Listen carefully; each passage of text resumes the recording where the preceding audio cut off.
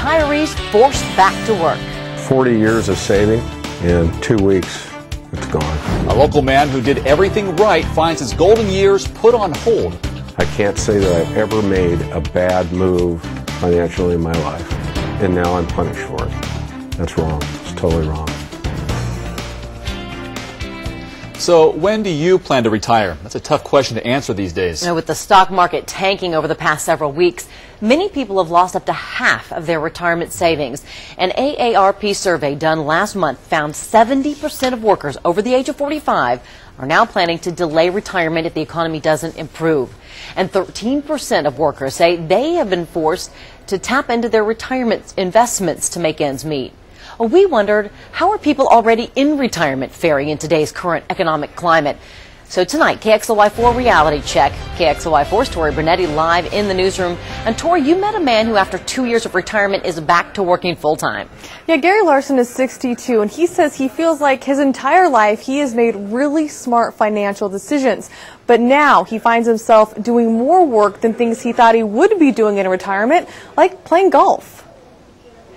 I collect golf balls from every golf course I play. To say the least, Gary Larson has a passion for golf. On the second level down, it's signed by Arnold Palmer, my hero. He is also a very proud husband, father, and grandfather. Grandma? Don't even. No. Don't even. 2 years ago, at the age of 60, he retired, debt-free. His plans were to spend time with his family and maybe work 10 hours a week consulting, just to stay busy. I took fly fishing lessons, bought a pontoon boat, a small little floating thing that one guy sits in. It's still in the garage in the package. He hasn't used it because a few months ago, the stock market and the economy took a dive, and with it went Gary's savings. To watch your money go away to the point where you don't know when it's all going to be gone is a frightening experience. On top of that, the company Gary worked for recently eliminated health insurance for retirees. Now Gary and his wife have to make up the difference in the monthly premium. But instead of $330 a month, now it's $1,250 a month. So now, that 10-hour-week consulting business Gary was going to start just to keep busy in retirement has become a 50-hour-a-week necessity. I have two choices. Either build up my business, or I go back to work for somebody in a market that doesn't need anybody anymore, and especially older people.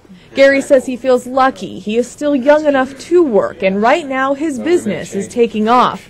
But retirement is no longer an option.